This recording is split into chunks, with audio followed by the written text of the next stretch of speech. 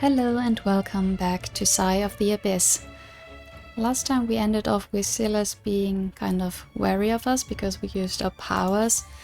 I'm wondering if she would have reacted differently if we had used a physical attack, but well, the choices were made and we'll have to live with them.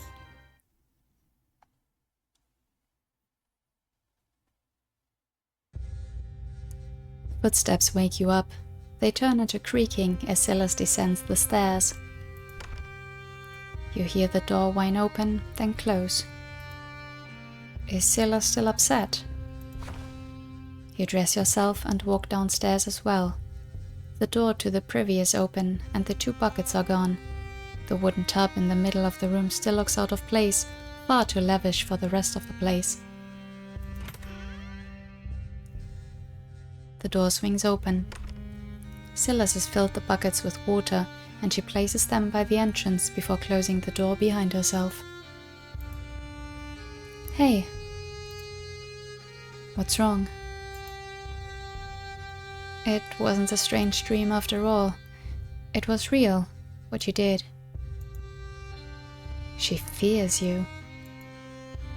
Oh dear. I should not have shown you that. I hoped your opinion on me wouldn't change, or why are you afraid of me? I won't harm you.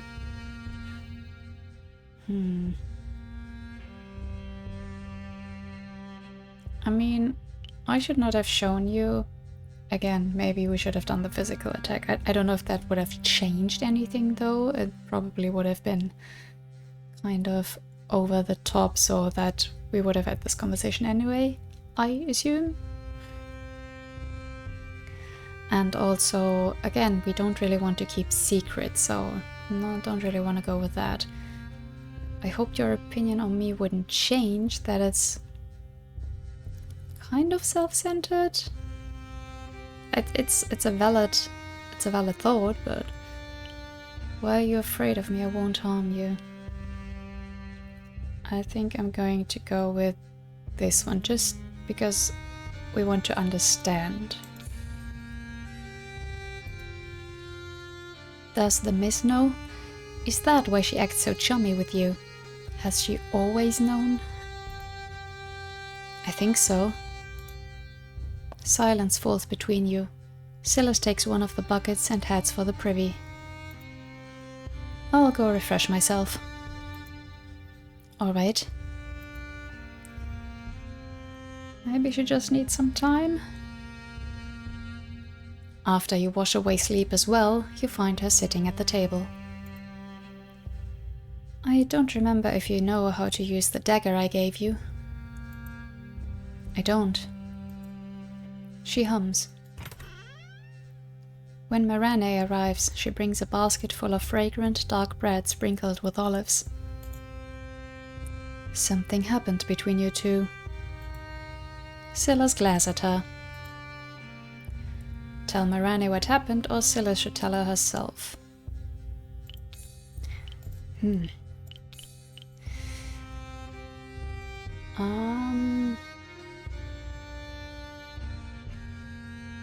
mean, either works fine. I don't know how Silas would tell her, but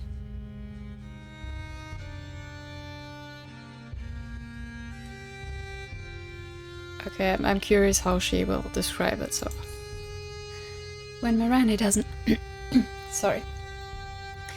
When Marane doesn't let go, oh my god. So sorry. When Marane doesn't let go of the basket, Silas reaches for the bread inside and starts munching on it. I know your little secret. Oh, which one of the many? I do not speak while eating. Silas gulps down her bite before addressing her again. I saw what you can do. And what would that be? I hate when you do that, asking questions when you know the answer. Your answer is clearly different from mine. Look at your face. You are terrified of her. Should you not be in awe instead? Don't tell me what to think. I am not doing that. Oh dear, those two. Silas, I swear I don't understand what happened myself. There is nothing to be in awe of. I mean, depends. You two are bickering again. I'm sorry. Are we sorry?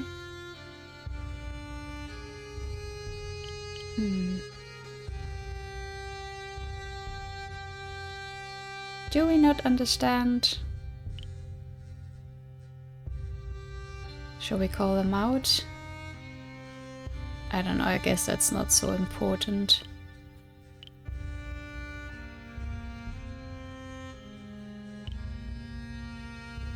I mean, we don't quite understand it all yet, so... let's go with that. Silas, I swear I don't understand what happened myself. So you don't know how you drove those ruffians off? I know how, but not why I can do it. I know why. Livera, you are beautiful and ethereal, the envoy of something unfathomable. Wait. Silas puts the food down. She looks between Marinette and you with increased doubt. The goddess? Are you... No way. No. Is the Treant goddess connected to the abyss? You doubt it. If anything, you two are opposing forces. But are you certain of it? No, I'm certain of nothing. No. Silas jumped to the conclusion herself, and you can already see how her warmth towards you is back.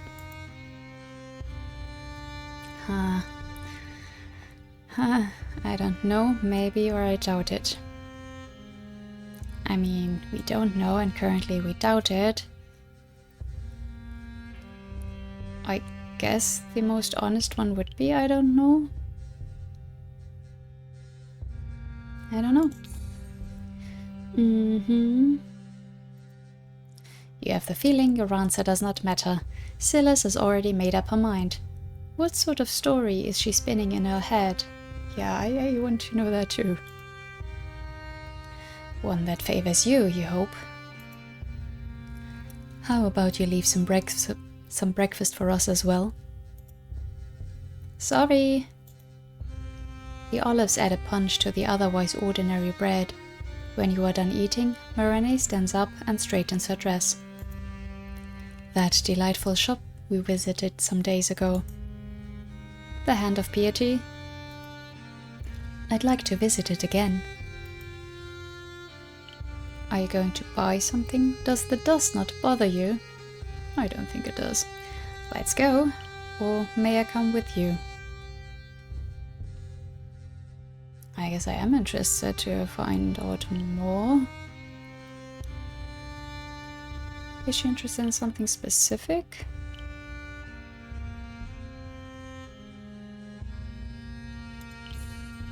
Are you going to buy something? Most likely. There were so many trinkets that caught my eye. Silas leads you there. You begin to recognize squares and fountains, monuments and other landmarks. As you approach the pawn shop, you notice a horse in black barding tied outside. That's bad news. We should wait until they're done. Until who is done? Do you see the horse? They're not allowed in the heart, unless they're used by high-rank people of the guilds. The kind you don't want to cross. Speak for yourself. Before Silas can quip back, a man with a black doublet and a cloak similar to yours leaves the shop. He tips his head to you before mounting the horse. It's only when he leaves that Silas resumes breathing. Do we get to meet them later, or...? Cluttered, dusty, and full of hidden treasures, the pawn shop is a sight to behold. The owner, Malak was his name, stands out among the chaos in his striking garbs. Good morning. Please forgive my frown. Is there anything I can help you with? Not at the moment, no. I will be looking around. His eyes fall on you, but he looks away before he could call it staring. So, what did you want? The frown comes back. The whip. He came to remind me that my position is precarious, that my clothes violate the guild's rules, and that I need to be able to take collaterals within this night. Guilds of Carolisi.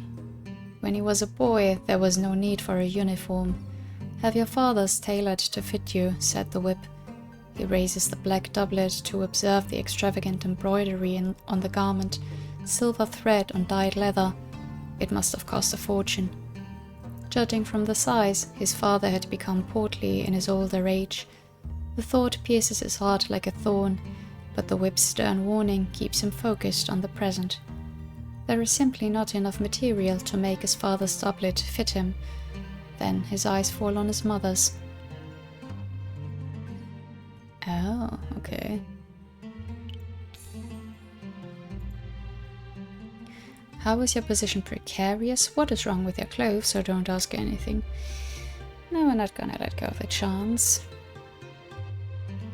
I guess. Position.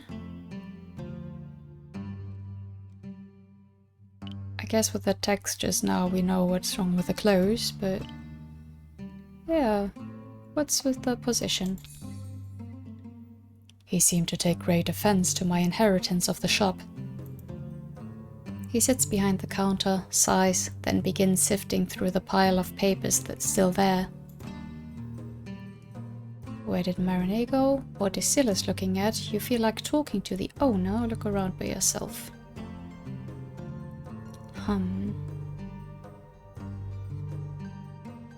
I still haven't quite decided if I want to, like, romance a specific character.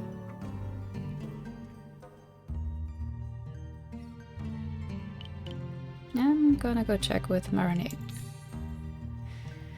You find her browsing a selection of jeweled combs. What do you think? She shows you an exquisite brass comb with a relief of leaves and vines. Small green gems give it a touch of color. It looks wonderful, or do you really need it? Yeah, no one really needs that stuff, but I don't think that's why she's here. It looks wonderful, doesn't it? Her hand reaches for the hair that frames your face. Let her touch you or shake your head. Sure, let her.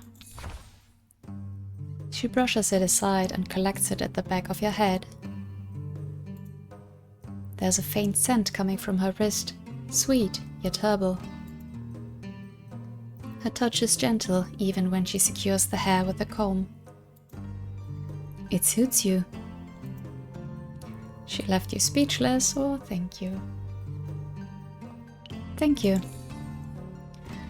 What do you say? Should I take it? Yes.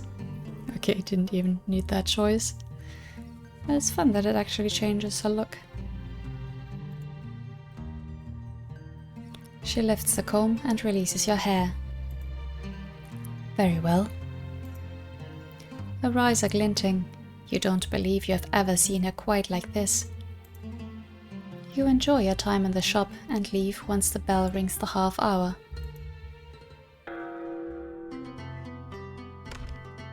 Once you leave, Marinette shows Silas the bottle of perfumed oil she purchased.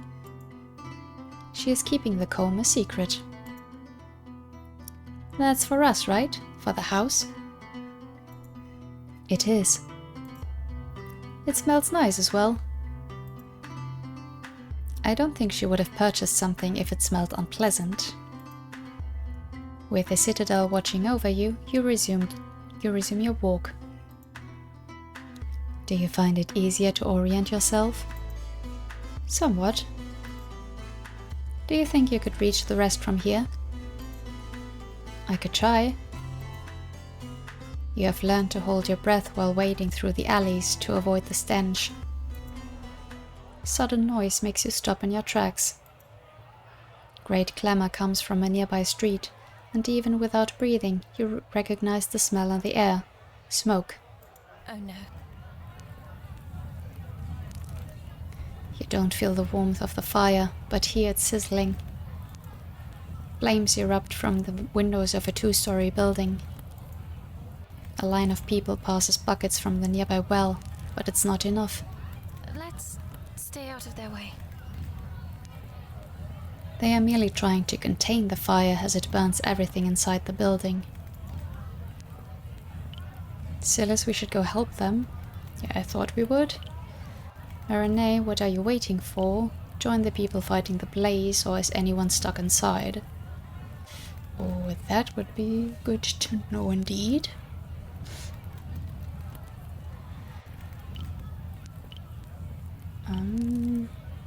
Silas wants to stay out of the way. Can Marinette help? I mean, like, with powers? She's not supposed to, right? Yeah, I think this is the most important. Is anyone stuck inside? Hope not. That's a crappy way to die.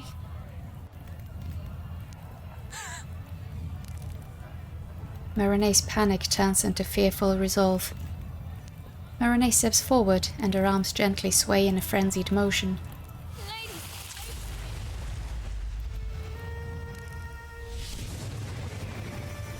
The sky crackles with thunder. Marinette claws it open, and a torrent comes crashing down from a tear in the air. Her eyes are wide and scared. Controlled by her emotions, the water drenches the building and chokes out the blaze among the cries of the bystanders. The magic she controls is not kind. It summons winds that whip your hair in your face, and every time the water slams against the brick, its splashes are like ice-cold needles. Once the fire is extinguished, the soot-black water disappears as Marinette clenches her fist, a motion that repairs the tear in the sky as well. I did not expect her magic to be quite that powerful, actually. Okay, great. From the remains of the door, a figure emerges, a woman in rags. In her charred arms, a frail-looking boy coughs violently. She places the boy down, and you swear she smiles at you, before disappearing into an alley. Look for the vagrant or check on Marinette. No, I think she wants, the vagrant wants to be left alone, so let's check on Marinette. She seemed quite struck there. Her hands are shaking.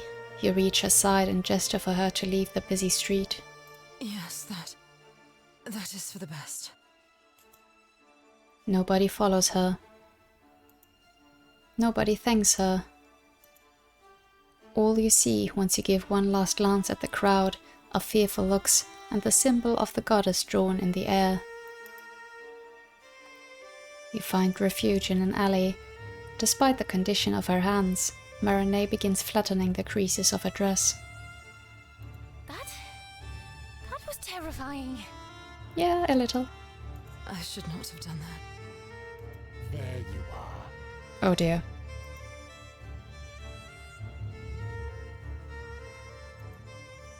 A hooded figure suddenly emerges from the corner of your eye. We have rules for a reason. I mean, I guess at least we didn't ask her to do it. Suddenly paler, Silas steps in front of you to shield you from him.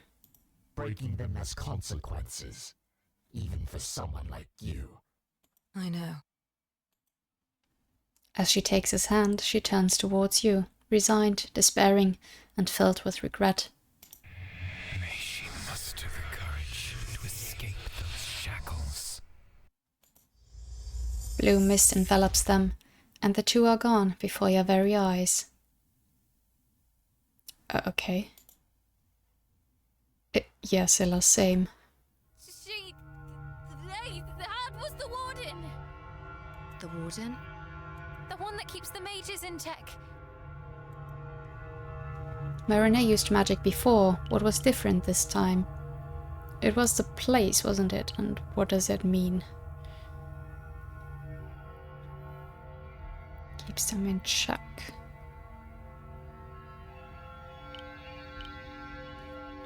What does it mean? That the sky is not supposed to break like that. Before today, Marinette had only used her magic for quaint purposes, lighting candles and drawing baths. That same magic allowed her to harness the rage of a storm, fight against its wild nature, to bend it to her will. Yeah, okay, that is a difference. She did follow the warden willingly. That means she'll be fine, right? Hers was resignation, not volition. Don't use those fancy words with me. You both look at the spot where Marinette stood. I never thought I'd feel bad for her. The whisper enamored with Marinette has always mentioned her freedom, and now she has been taken away. You need to help her or look at Silas for guidance.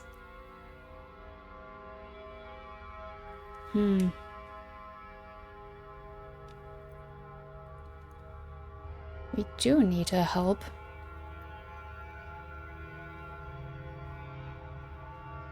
Like, we need to help Marinette, but we also need Silas' help along the way.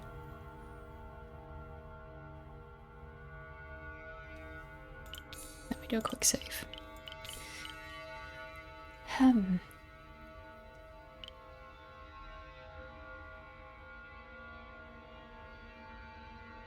Like, these do not seem exclusive from each other. That's why I'm hesitating. I guess we need to really want to take action, because Silas, I think she'd be willing to help, but also she might want to stay out of the way. I'm gonna pick you need to help her. Silas, I don't like the face you're making. Okay. Marinette needs our help, Silas. Can you guess what I want to do? We need to help her, or do you think we could help her in any way?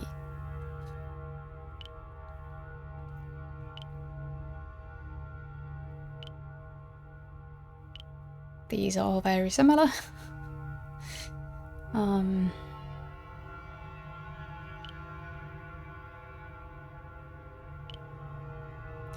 Marinette needs our help, Silas. And we can't give it to her. The warden didn't take her to a normal gaol. He took her to the halls. It's a place we can't even enter. Right. She sounds quite relieved about it. Have you seen what she can do? Imagine pissing off a legion of them. I still want to try, or what do you suggest then?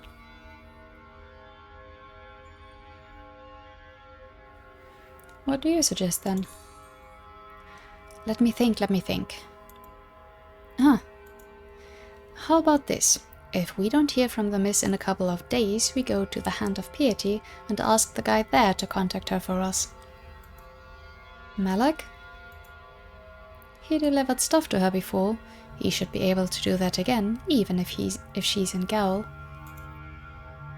It sounds like a plan. You know what else might help her? A little prayer at the temple. If she says so. I don't know, man.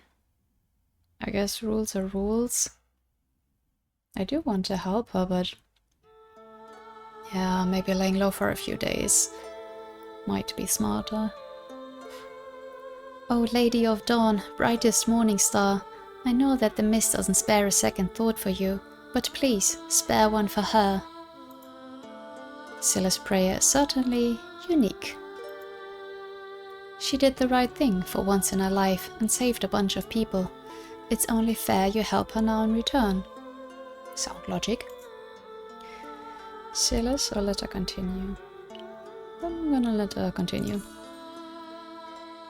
O bringer of the new day, O Lady of Hope, watch over the miss and give her back to us, because I don't know what will happen to my new home with her gone. Ah, so that's where the unusual concern is coming from. May our will be one in prayer. She elbows you lightly. May our will be one in prayer. You spend one last moment in silence before Silas unclasps her hands.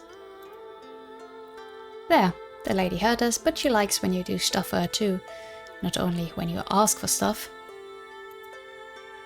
Almost as if on cue, the young priest that welcomed you the day before approaches you. I hope I'm not interrupting you. I was just done. I don't imagine you are here to offer your services. She is. I'll come back in the evening. It seems Silas has made the decision for you, and who are you to refuse some coin? The priest leaves to inform the crier outside, and after several minutes, people begin to approach your table with various missives. I have never heard of this word. How does one pronounce it? Your second encounter with someone from Banu Javidya is with an elegantly dressed merchant. You gather from your interactions with her that the Javidian alphabet is completely different from the one used in Karolisi, and that makes deciphering bad handwriting even more of a challenge. This looks like a misspelling of crepuscular. I will tell my friend to revise the difference between P and Q. Thank you. Among the lighter messages, you notice several funerary notices for the countryside. Very few tears are shed. The people of Karolisi seem accustomed to death. Every time your thoughts drift to Marane and her predicament, someone in need approaches you. I'm sorry, miss. I'd be grateful if you could read this for me. The servant hands you a crumpled scrap of paper with a scorch mark. The message is sooty and smells like smoke. It looks scavenged from a hearth. It says, "The infant had your brother's eyes." The use of the past tense gives you pause. Yeah. Yes? Where did you take this from, or recite the message to her? It's not really our business, is it? To pry further? Where can we ask?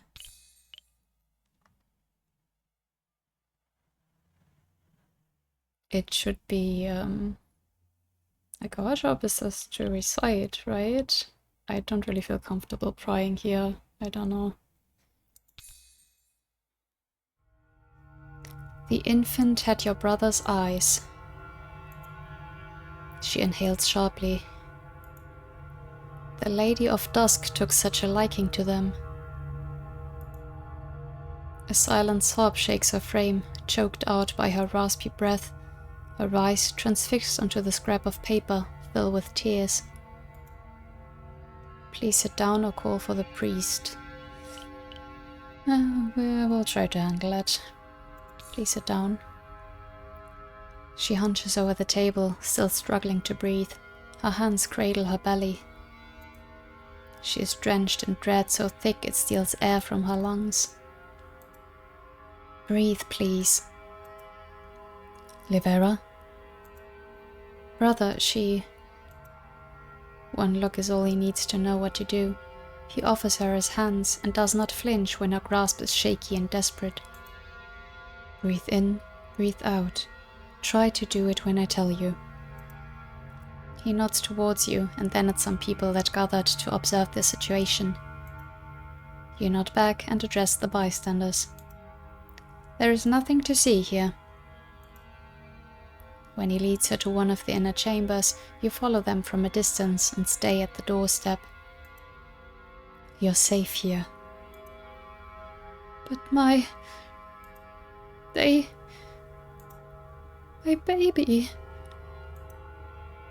A woman bearing the signs of a recent pregnancy. A message plucked from ashes and fire in an elegant script. An infant returned to dusk. You don't know for how long she cries. Lulled by the shadows and the priest's soothing words, the woman becomes so exhausted she falls asleep by the desk. The priest approaches you with a troubled whisper. I'm afraid to ask what caused this. You show him the scrap of paper, and he examines against the light. It bears no heraldry. A shame. Not like we'd be able to do much. His brow furrows. He's a servant of light, and yet shadows encroach upon his heart like thorns, making it bleed with rage. May she deny the murderers the succor of the heavens. Wouldn't the city guard be able to do anything? Resignation weighs heavy on his shoulders. This was the plot of a noble house, I fear. And judging from his quiet fury, they are untouchable. Would you mind keeping an eye on this poor soul? My brothers and sisters of the Prime are better equipped at dealing with this kind of matters than I'll ever be. I'll call for one of them. All right, brother. I never introduced myself, did I? You can call me Mattia. Mattia? Names. The woman drifts in and out of consciousness. She does not speak to you, but you stay close in case she needs anything. The priest and priestess of the Prime that come to assist her bear a stretcher, but she prefers to walk. What will happen to her? They will give her shelter and calming herbs and help her heal. Can nothing be done against those who murdered her child, or I hope she will? Both.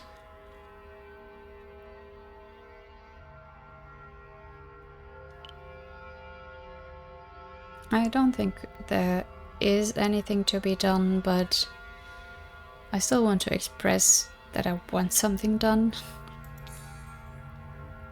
May the ladies turn their backs against that accursed house. Brother Mattia's shoulders sag. I think you should call it a day. Hopefully, if Dawn wills it, tomorrow you'll have Mariam messages to read. You can't stop thinking about what happened. You can't get the image of the mourning woman out of your head. Her despair resonated with you, felt like your own. It felt like a scrap of the abyss tucked into her heart.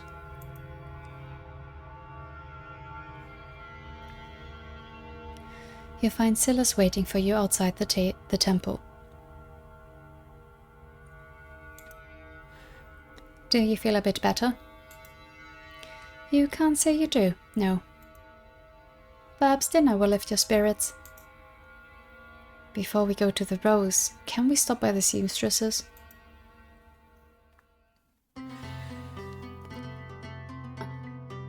Don't tell me that Anelia's family, her house, is connected to this. I guess it wouldn't be because her house fell into, got impoverished. But is that what has us torn? That we kind of knew nobles would be like that, and that's why we don't really want to help her? Or something in us doesn't want to? Seems all very complicated. A group of people is amiably chatting outside the stitch and seam. You can go in. We're waiting for our clothes to be pressed. Thank you. The head seamstress does not seem to be nearby, so you take the opportunity to look around. Anelia is in her usual spot on the floor, hunched over her sewing. The fabric she's working with is black. I thought this shop didn't do stuff for the guilds. Welcome back, again. She follows the line of your gaze. Ah, that's not for a guild. The poor girl lost her mother and didn't have a mourning veil. Oh, sorry, I don't know what's wrong today. Words. That's terrible. She learned of it yesterday, but it's apparently been some days. They didn't even find a body. She'll have to attend a mass funeral. Things keep getting worse. Give her your condolences, she'll appreciate it. When she sees you approach, Emilia puts down the needle and dons her gloves. The black shawl on her lap is almost done and is embroidered with grapevines. Grapevines? Vines? That should be vines, no? And wheat. Emilia, I'm so sorry. Her eyes swell with tears. I had told you, right, how I hadn't heard from her in so long. One of the guards came to me and they didn't find her, but she had left a message on her pillow, and if only I had gone to visit her sooner. I'm sure the Lady of Dusk welcomed her with open arms. Emilia nods. How cold of the whisper, how cold of her mother to ignore the tears that flow over her daughter's cheeks. Once they dry, Emilia looks in Silas and you. Is Miss Miranda not with you today? She was, busy. Old stuff. Very important. You wish to ask Emilia about the heirlooms of her house, the proof of her lineage, but it is hardly appropriate. After giving her your condolences once more, you leave the workshop. We're really not getting many steps forward here, or very, very slow. I feel bad for her, but hey, once she feels better, she can sell that pretty shawl for a lot of coin. I don't think she intends to sell it. Maybe if I ask really nicely. Do you need a mourning shawl? What use could you have for it? She's going to say no. Or why don't you ask her if she can make one for you too?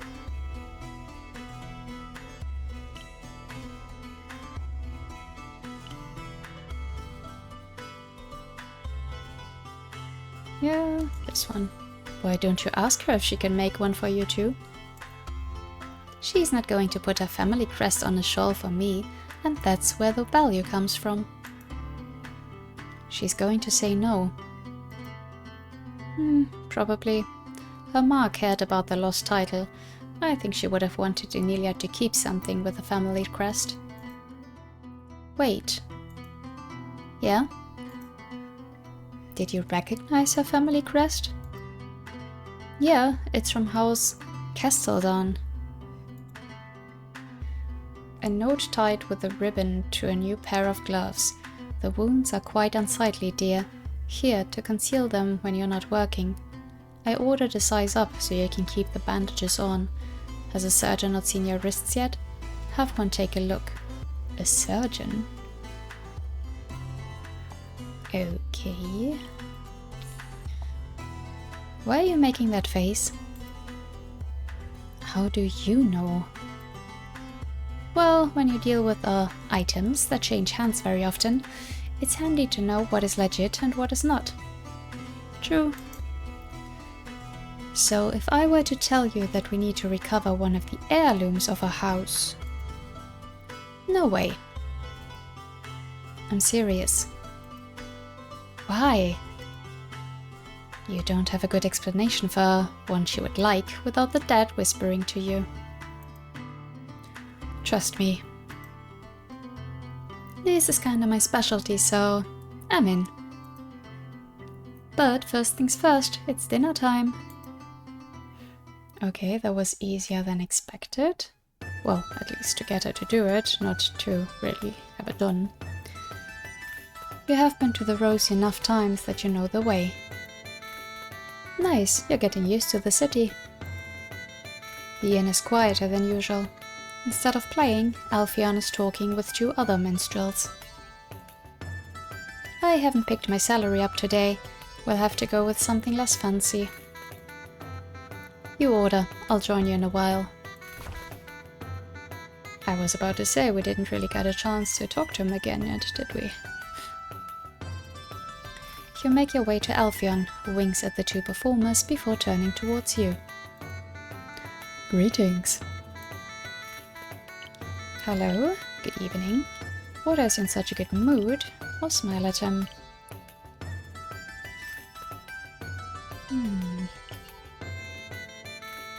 Let's stay neutral for now. Good evening.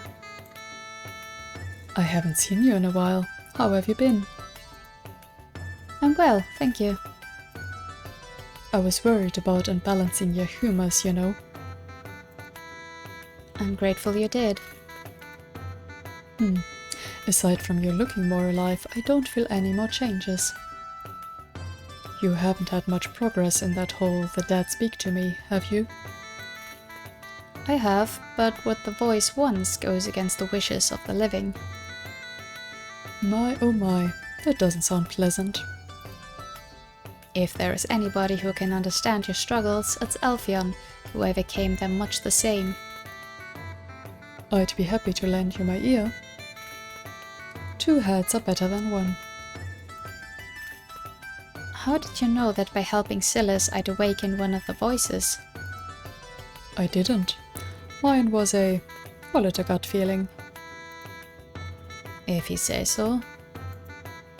You tell him about Amelia, about the relief she felt upon losing her title, and how her mother is telling you to disregard her wishes to make her a noble again.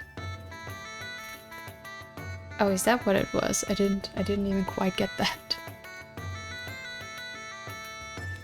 That sounds terribly complicated.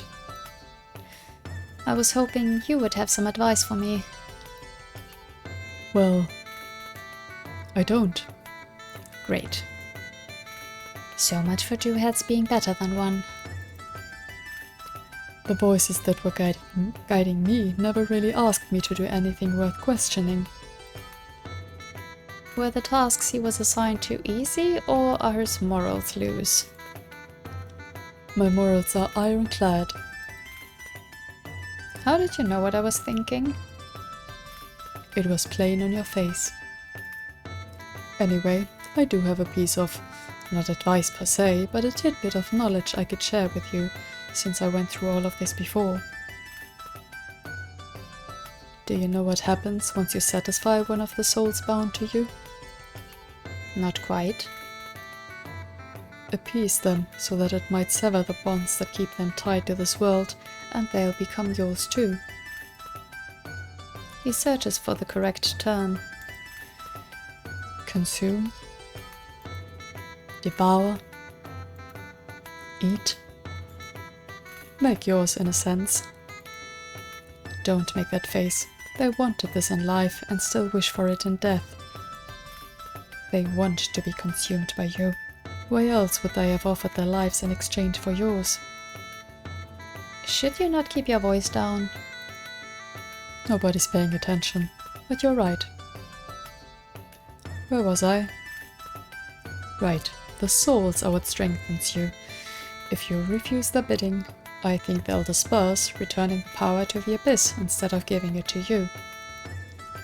Ah, interesting. You don't sound sure. You know a lot about the topic for someone who can't give advice about it. How powerful are you if you never refuse them? That means I need to free them and consume them.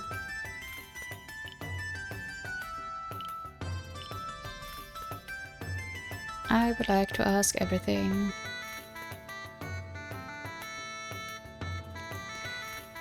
Let's go with this one.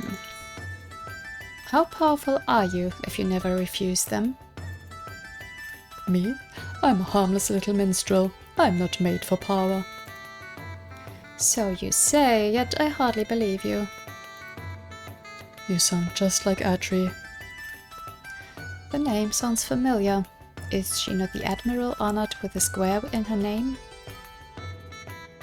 Did I just mention Adri? Oops. Did you not meet him by her statue? Not that Adri, not the admiral, right? Oh no, it is her. Centuries old, centuries stubborn, with a penchant for nagging. You've seen her already, I believe. The old woman? He clears his throat and begins imitating her voice. I don't need to look fancy, Alfion. She told me some time ago, so I warned her. You're going to scare people away if your skin keeps splitting as you talk. So be it, was her reply. Guess what? The following day, Atri threw herself in the canal to save someone. Back on dry land, the poor thing she had rescued was so terrified of her, he jumped back into the water to escape. And that's what convinced her to get that dark hood she wears all the time.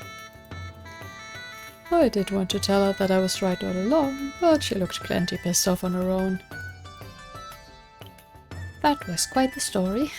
You seem to enjoy the sound of your own voice. I mean, as a minstrel, you kind of should, right?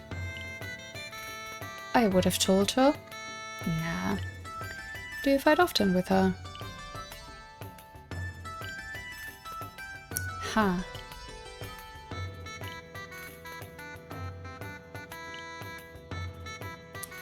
That was quite the story. What sort of minstrel would I be if I wasn't able to tell one? Your friend is looking for you, by the way. He waves at Silas. Rivera, do you know him? Not quite, not yet. Dare I say, I'd love for that to change. Huh. Well, good luck with tonight's performance. She puts her hands on your shoulders and pushes you away. Sorry about that, but I'm running low on funds. I can't cover his dinner, and I'd be really sad if I had to share my stew. She didn't find a table, so you eat by the counter. You know, I didn't expect to share my dinner with him, but it's a valid concern. Do you think the miss is alright? I believe so. Lady of Dawn ate her. I mean, we said that we would have to wait for a bit, so... When you make your way to the safe house, every small sound makes you alert. The band of ruffians of last time is nowhere to be found.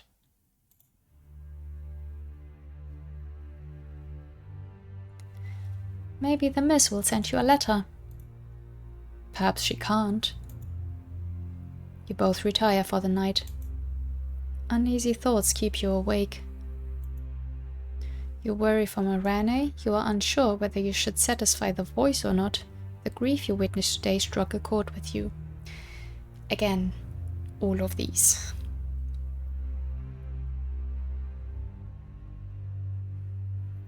I don't know if we can really do too much about this as of now, like not immediately. Also with the voice, we kind of have to find out over time, I'm afraid. The most immediate one is still Mirane, so I'm gonna worry for her. The blaze that was destroying the building terrified her, following the so-called warden even more so. You don't know how long you stay awake. Eventually, your limbs and eyelids grow heavy, and you drift into a dreamless sleep.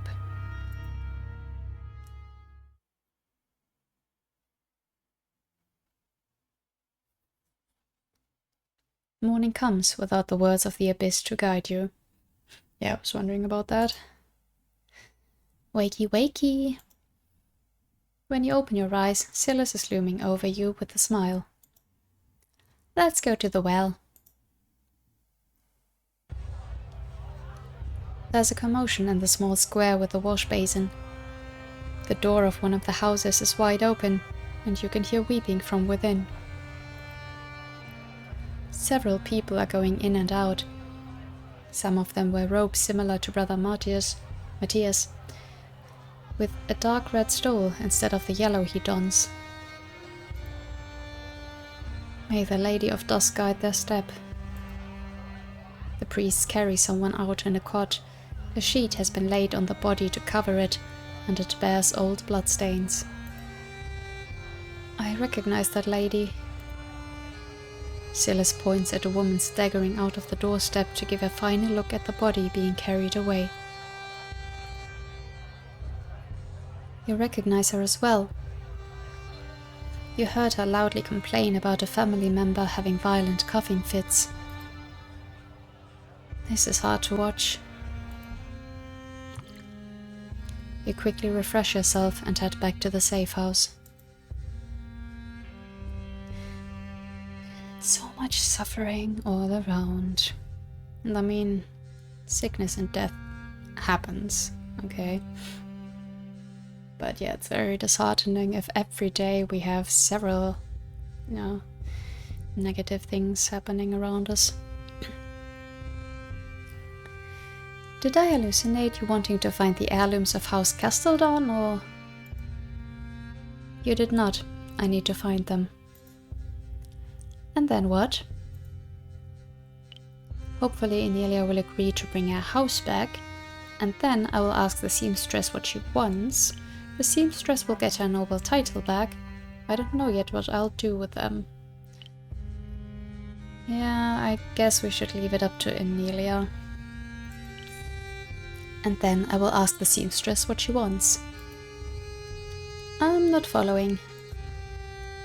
To reclaim her lost title, Emilia needs both the papers and an heirloom. I don't think she'll want to get that back. An heirloom with a house crest is worth a lot of coin. A lot. Getting your hands on it probably means... She wiggles her fingers. Which happens to be something I'm good at, and you probably aren't.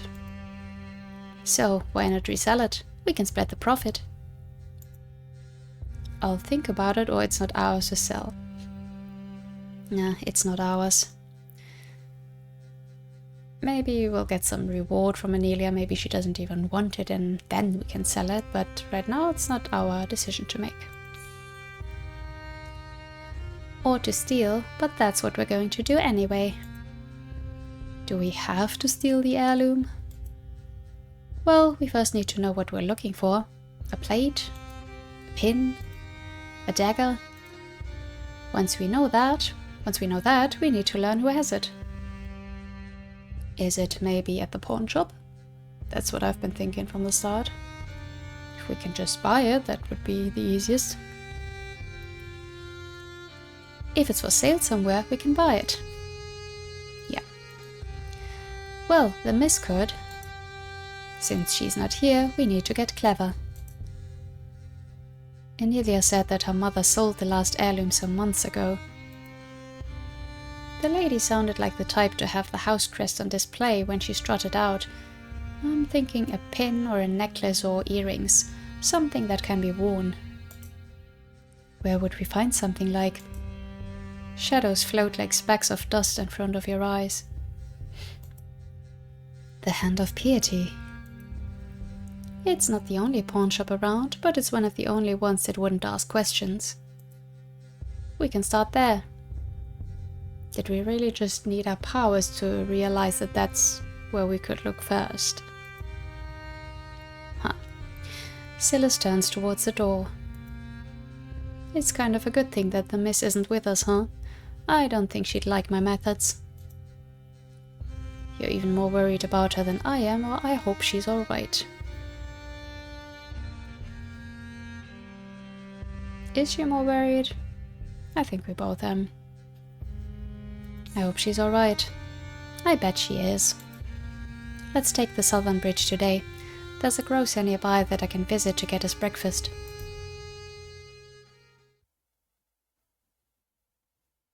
Yeah, I'm wondering why Livera wouldn't have realized that we can look at the pawn shop, but then again, she's basically a newborn, so yeah. The alleys of the heart are a far cry from its sun-drenched streets. Silas doesn't mind the stench and guides you through a string of them to reach your destination much faster, until you spot a figure clad in rags leaning against the wall. Hey, it's the crazy grandma. It's Atri, the centuries-old admiral, an envoy like Alfian and you. What is she doing, you wonder, dressed like a vagrant and covered in boils and scars? How old is she, I'm wondering, and does it have anything to do with being an envoy? Approach her. Are you alright? Stay where you are. Yeah, let's just ask her. Are you alright? She pushes herself away from the wall and secures the hood on her face. Do I look hurt? You look like you need a trip to the baths. Atri doesn't see... Atri? Names in this. Atri doesn't seem to take offense to that and chuckles. That would scare those poor priests away from their duty. She approaches you. Now that you know, allow me. She bites her thumb and fresh blood spills out. What the... It looks like she wants to touch your forehead with her bloodied finger. Let her or shake your head. Man, can people just tell me beforehand what they're trying to do? I have a feeling it's something that doesn't harm us. But like, if they would actually explain first, that would be very much appreciated, and not just touches. And our only chance is to let them or flinch away. I would like to ask her first, but I guess we can just let her. Despite her rough skin, her touch is gentle. She smears some of her blood on your forehead, and for a moment your vision clouds, drowned by shadows. When you touch your forehead, you don't feel any blood. Huh. I'll see you around. What did she do to you? What just happened? I have no idea. You did not even ask Atri about the voices. Perhaps you should meet her alone. Okay. Like, I assume that helped us. I mean, she's been doing good deeds around the village, and Alfion seemed to approve of her, so again, I don't think it's anything that would harm us. It could only help us, but some explanation, even if something cryptic even, would help us here. How come that you show up and I go from seeing the grandma once a year to seeing her twice in the same night? You shrug. Oh well.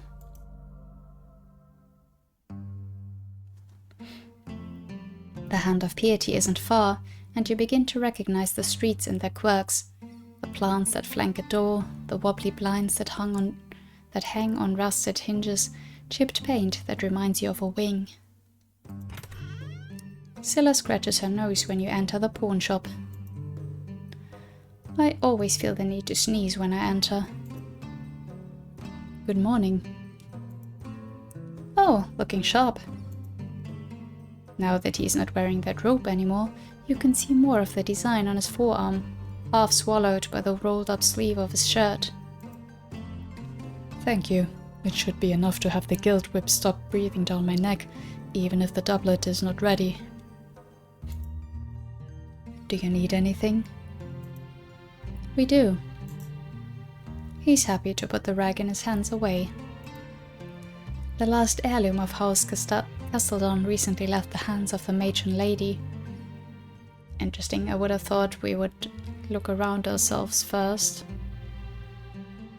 Then again, I assume he doesn't just, like, he would know that he has an heirloom of that family, that it's not unknown to him. Any chance it was sold here? How recently are we talking about? Months, unspecified amount. Malak throws a glance at the counter, still drowned in documents. I did need a reason to go through that pile. You do that. I'll look around for something with a family crest. Look through the documents with Malak or look around the shop with Silas. I'm going to look around the shop. I'll help you look. Nice. It's easier said than done. The cabinets are overflowing with stuff clumped together and collected into plates. Some items bear elaborate emblems, like the face of a woman whose hair is made of wings, or a six-legged beast with a paw and a book. We should have asked Anelia what her ma pawned off. It wouldn't have been appropriate. I know. She takes a pin from the table and lifts it up. It looks like the twin of the one you are wearing on your gibbet. Interesting. How much does it cost, or who could have brought it here? Who could have brought it here? No clue. Does it say? She shows you the cloth tag hanging from it. It does not. It only marks the price. 5 silver? 2 gold pieces. Her eyes grow comically wide. You know, when the old owners were still here, nobody touched their stuff because... Well, because they didn't, but with them passing and the shop being in different hands. Anybody could enter, hide this in their pockets, and walk away. We need to have a chat with Malak. You hear him stand up. I heard my name? Yeah, you suck at this. Silas? You don't leave people unattended in your store if you display tiny expensive items that can fit in a pocket. Have you taken anything from me? Someone will. He looks at the expanse of dust-covered trinkets that fill every surface of the store. You have the feeling he wants to say something along the lines of "so be it," but he also doesn't want to rile Silas up. I can either browse the records or keep an eye on you. Have you found what you are looking for? Not yet. She does have a point. It's not smart to just have that all out unless you have, either someone like additional staff that can look out for people not stealing, or have that like behind the counter. Neither have I. Those documents go only 54 days into the past. You have older ones. Search those. I suppose I could close early and do that. Why close early? They're kept in the attic, and I'd rather not move them too much. You're being real helpful for a guy we only saw 2 times. Why? You're the first friendly faces I've seen since my return. The guilt whip doesn't count. Huh. Let us know if you find anything. I could help you look. I guess at this point we don't really have anything else to do. So sure, let's offer. I could help you look.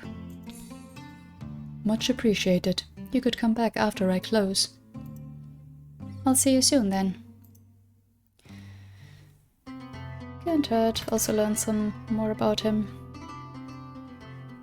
Want to see if you managed to go from here to the temple by yourself? It shouldn't be too hard.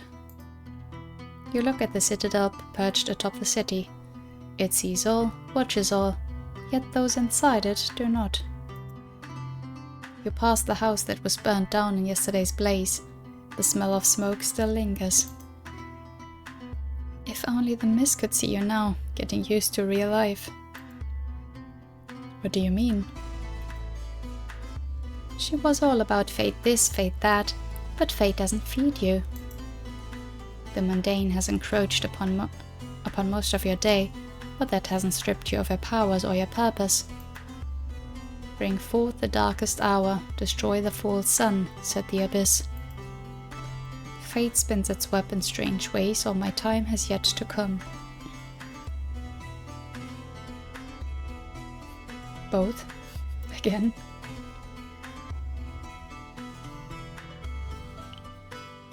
I want to go with this one. My time has yet to come. Don't go speaking like the miss now. Once you reach the temple, Silas wishes you farewell. Well, I'll see you in the evening. See you later. Can we get some more happy messages here, please? The day is quiet, the messages and letters mundane, all save for one. Hey, you write as well? I do. You take a sheet of rough paper from under the counter. I need you to write this. The dream is the same every night. You wet the quill in the ink and begin transcribing his words. It has 4 eyes, wings, and a crown made of teeth. It's slimy like algae, yet its talons are sharp like an eagle's. The description of his dream doesn't make much sense, but you don't comment on that. It speaks, but I can't hear it. When I wake up, my eyes are filled with tears, and the sight of the sea makes me weep with longing. He scratches his arm. That's it. Don't write the rest. That's quite the dream you're having, or don't say anything. Again, it feels unprofessional to comment on it. But I guess. Damn nightmare has been plaguing me for days. I hope this is not a waste of time. The address is to... Bloody hells, I can't believe I'm doing this. To the Lady of Dreams. Widely regarded as a scheme to drain the coin of the easily impressionable, the Lady of Dreams seems to be a real woman operating in La Marina. Okay. What's your name? What is it that you're doing exactly? You're stealing paper from someone who might actually need it. No. Don't say anything. The Lady of Dreams.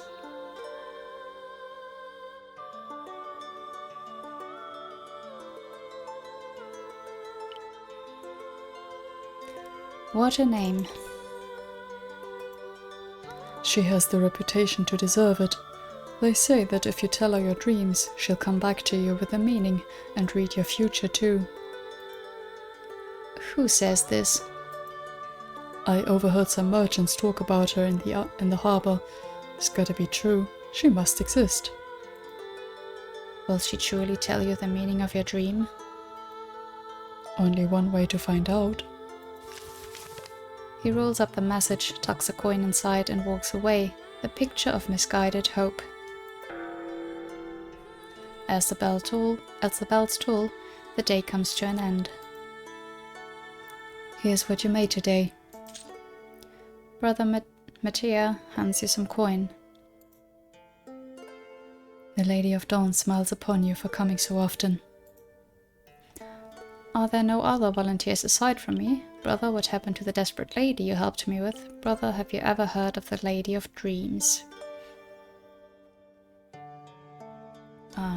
I want to know about both the ladies.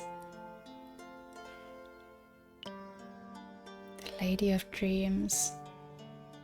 Do we think she could help us?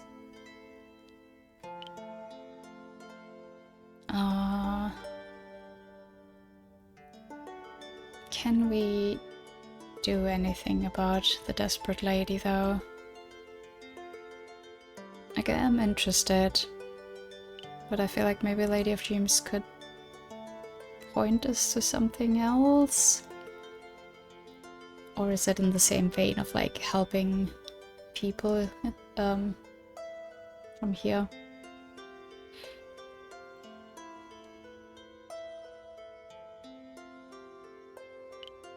Man, I want to know everything. I'm gonna go with this one. Brother, what happened to the desperate lady you helped me with? I'm afraid I don't know. Those of the Prime are somewhat like surgeons. secretive when it comes to the personal affairs of the people they aid. You wish Brother Mattia a good evening, grab your cloak and leave the temple. Wow, we learned nothing. Great. Silas is nowhere to be found. Miss? A well-dressed young man approaches you. The old scar next to his eye catches your attention, then you notice the one on his lips. It's in the same place as Silas. Silas has a message for you. Something about a last-minute commitment in the evening. Are you a friend of hers? You could call me that, yes. She suggested you go to the pawn shop and help the owner, whatever that might mean. Thank you for letting me know. His eyebrows bow in acknowledgement, and he leaves with the rapier bobbing on his hip. Why do Silas and Tim have matching scars? Yeah, when I started up the game again today, I'm sure I noticed Silas' scar before, but somehow it stuck out to me. I guess we'll learn eventually. Maybe. It's a short walk from the temple to the pawn shop. From the open windows, delicious wafts of roast herbs and lemon remind you that it's dinner time. You close your hand around the pawn shop's door. It's locked, but the inside of the shop is lit by candles. I guess I'll knock.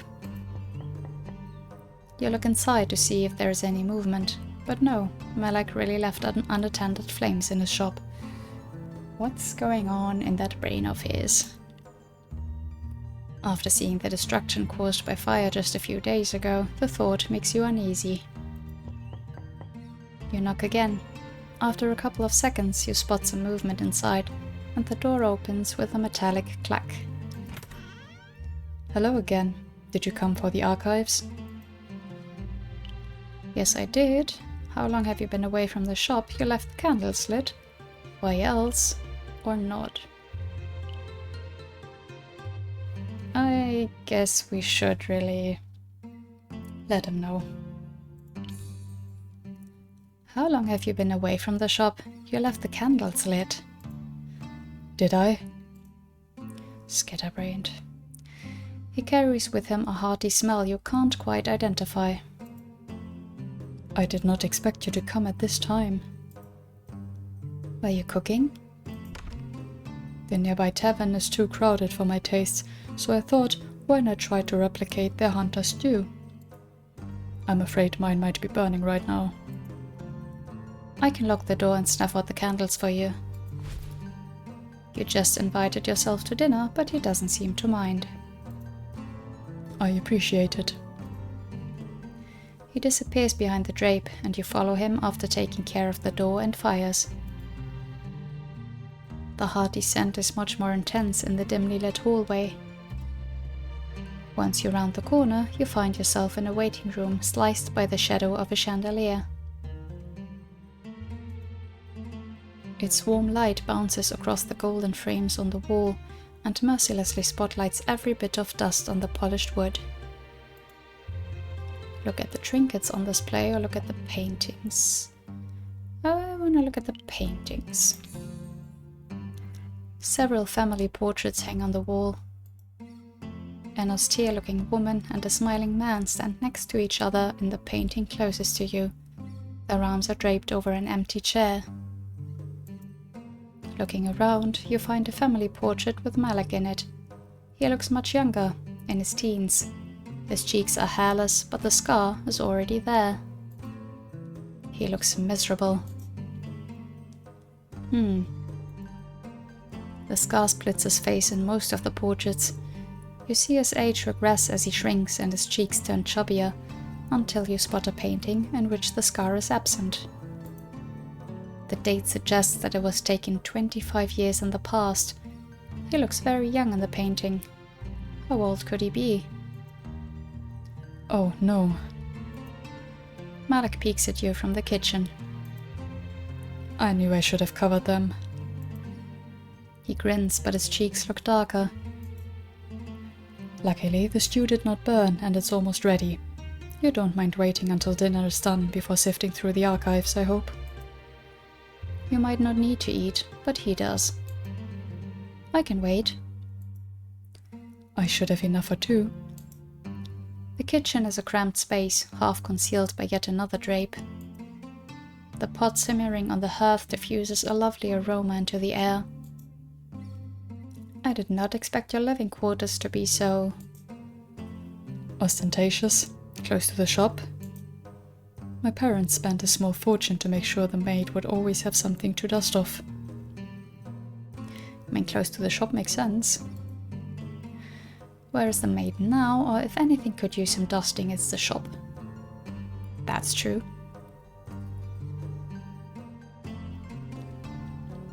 I mean, I would assume the maid, he cannot afford it, but I want to hear that from him, so... Where is the maid now? I relieved her from her duties once I realized she was taking a liking to my late mother's possessions. Oh.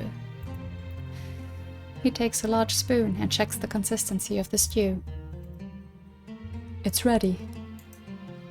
The stew he places on the side table bears all the colors of summer vegetables. You are not familiar with the spices he used, but you know their price must be hefty. What did you do before coming here? If he told you he worked as a cook, you would believe him. Back in the Panoja Vidya, I was an artist whose canvas was skin. Needle and ink, and stamps of course, are just some of the tools I employed. He slides his hand over his scarred arm. But the knife is my favorite. Interesting. Panoja Vidya sounds nothing like Karolisi, you sound quite nostalgic. Tell us more about that place. He smiles. I am a painter, not a minstrel. I doubt I could do it justice with my words alone. One could walk a lifetime and never see it at all, so the saying goes. I lived in the capital by the sea, where the white-hot buildings are adorned by beautiful tiles. I even designed some of them. But Panoja Vidya stretches from the coastline to the desert. There I have never been. I wonder if I'll ever go back. I don't look forward to yet another night-long journey by the sea. Do you hate it that much here, or can't you do what you used to there here?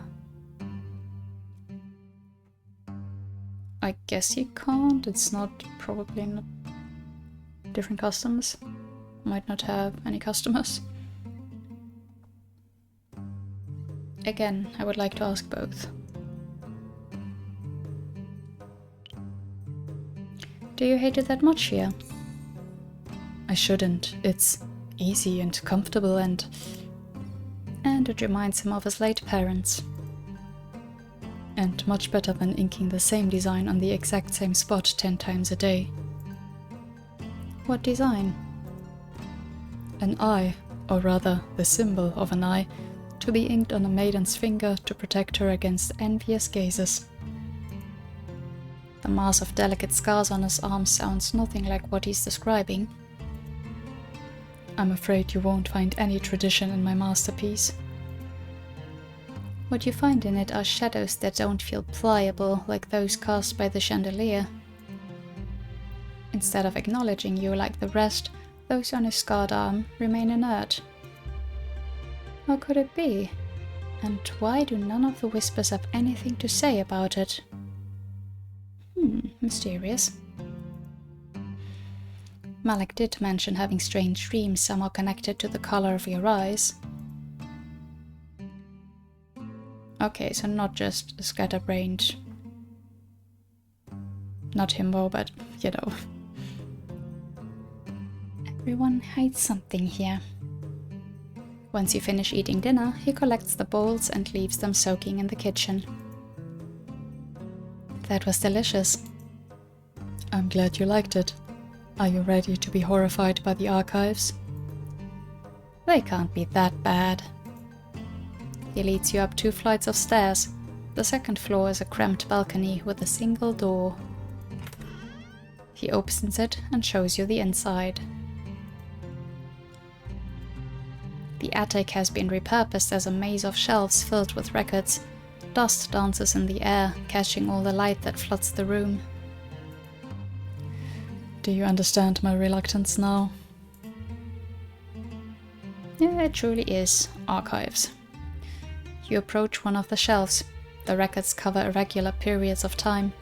A month when business was slow is a night when it was flourishing.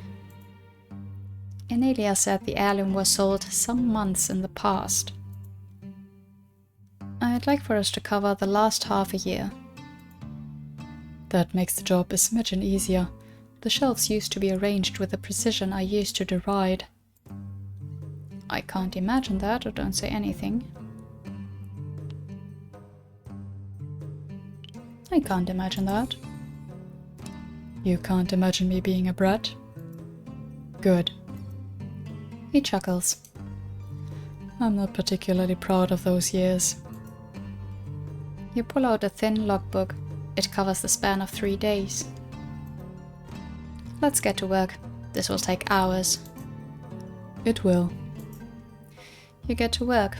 You read about insect collections, old ceremonial garb sold almost immediately, spectacles, carpets, woven hats.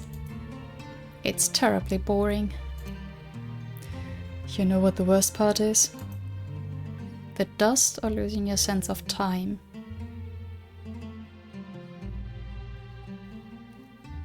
Losing your sense of time? That's quite terrible, but no. What is it then? It's the first time I've entered the archives in over a decade, and I will have to make use of this place in the future. I haven't made a big show of reopening the shop, you see, because that is bound to attract attention. I wonder if I'll soon be contacted by nobles interested in renewing their patronage. You make it sound like a bad thing. The hand was kept afloat by people whose names never made the records. Most of their collaterals were immediately purchased by private clients. He does not speak ill of the dead he's still grieving, but his unsaid words hang between you nonetheless. His parents were crooks.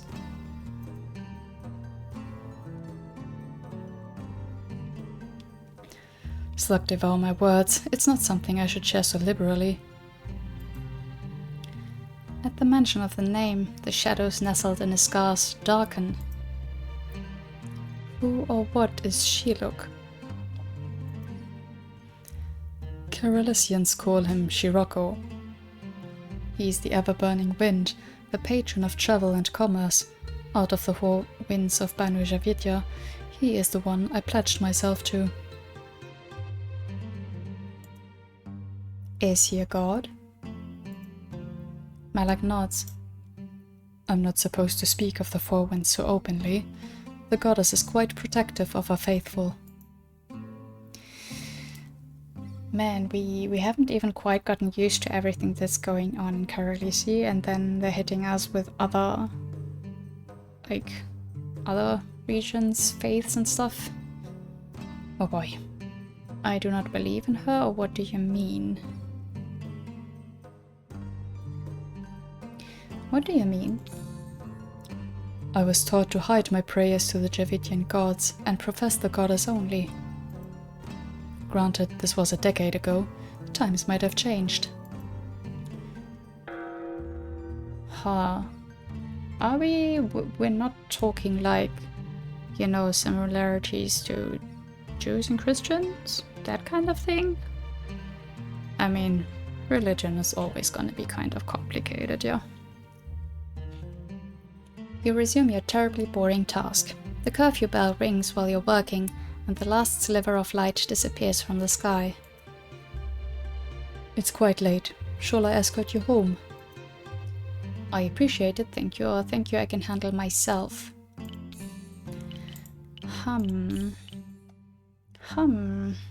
That depends who we might run into. The offer is nice, definitely,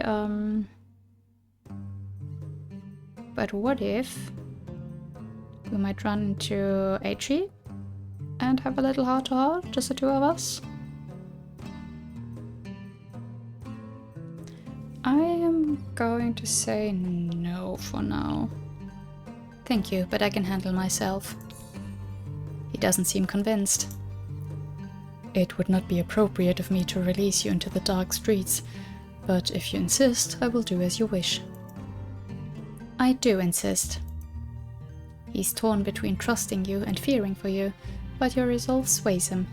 He leads you to a side entrance. May the far-reaching guide your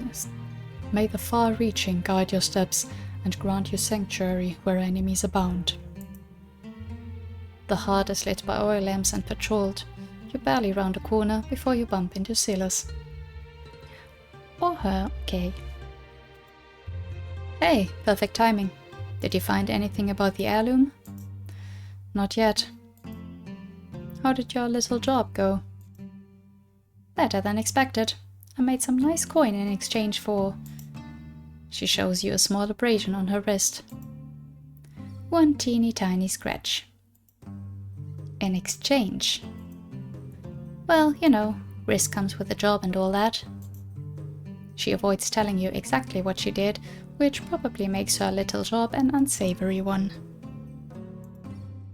You chat well in the heart, but once you cross the twin bridges, the darkness and silence make you alert to your surroundings. Once you're home, you hide under the sheets. The soft shadows lull you into a lake of pure darkness, from which an unearthly voice rises. You are to bring forth the darkest hour, dispel the lies of the false sun, eradicate its poison. What is the false sun exactly, or what is the darkest hour? What is the false sun exactly? It is the blasphemy of light, a falsehood that drowns the darkest truth of the abyss. Why do you always speak in riddles? No answer comes. Of course it doesn't. That would be too easy. Okay, I'm going to leave it here for today. We are very slowly making progress and really living day by day here. It's very, very interesting format. And definitely very interesting with Aichi. Like, I was wondering why she is... that is her, right?